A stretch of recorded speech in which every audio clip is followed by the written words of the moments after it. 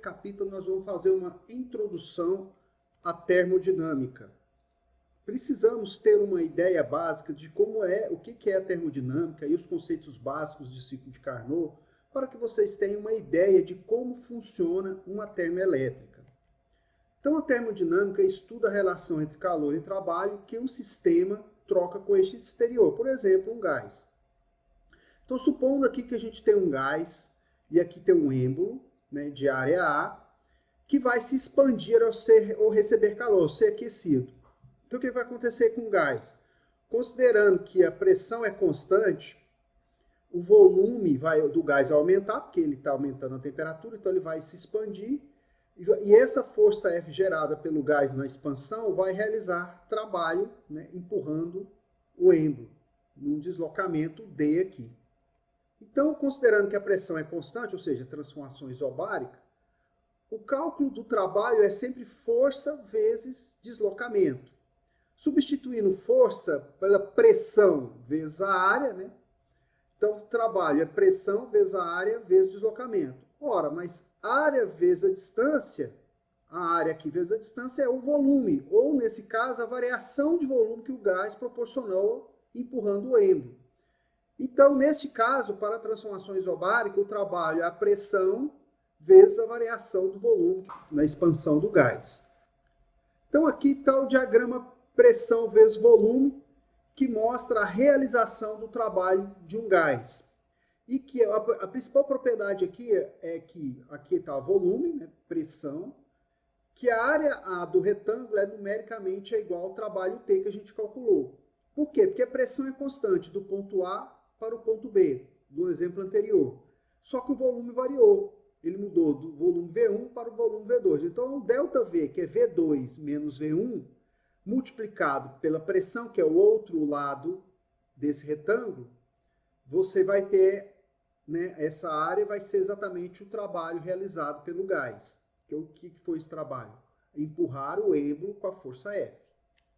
Isso vale para qualquer que seja a transformação, como, por exemplo, um trapézio. Nesse caso aqui, do ponto A para o ponto B, o gás promoveu uma expansão e também teve um aumento de pressão. Então, a área do trapézio, ela considera o lado menor, que é P1, mais o lado maior, que é P2, vezes a altura, nesse caso que é um trapézio deitado, é o ΔV, dividido por 2. Então, essa seria a área, né, ou o trabalho realizado por este gás do ponto A para o ponto B. Então, resumidamente, quando o volume aumenta, o gás expande, o trabalho é maior que zero, ou seja, o gás está realizando trabalho. Quando o V diminui, T menor que zero, o gás está recebendo trabalho, então ele está sendo comprimido. Quando o V é constante, né, volume constante, a gente não tem realização do trabalho. Um exemplo de aumento, né, do gás realizar trabalho é uma turbina. Né? O gás, né, ao fazer uma força na turbina, ele gera uma turbina e normalmente essas turbinas a gás, qualquer gás que seja, o vapor, por exemplo, está conectado a um gerador elétrico. Então, essa força que o gás impõe na turbina vai estar ligada a um gerador que vai fazer gerar energia elétrica. Então, é um exemplo aí do uso da termodinâmica para as termoelétricas. Então, aqui, ó, no diagrama de um ciclo, a transformação de A para B, houve uma expansão volumétrica, pressão constante. O gás realiza trabalho.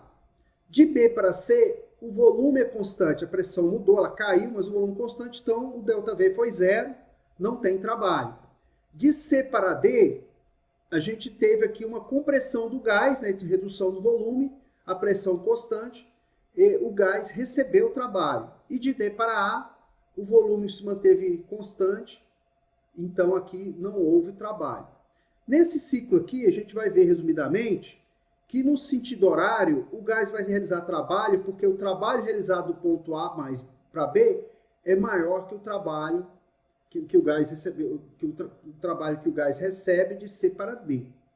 Já no ciclo percorrido anti-horário, o gás está recebendo trabalho porque esse ponto aqui de B para A, que ele está recebendo trabalho, vai ser maior de C para D.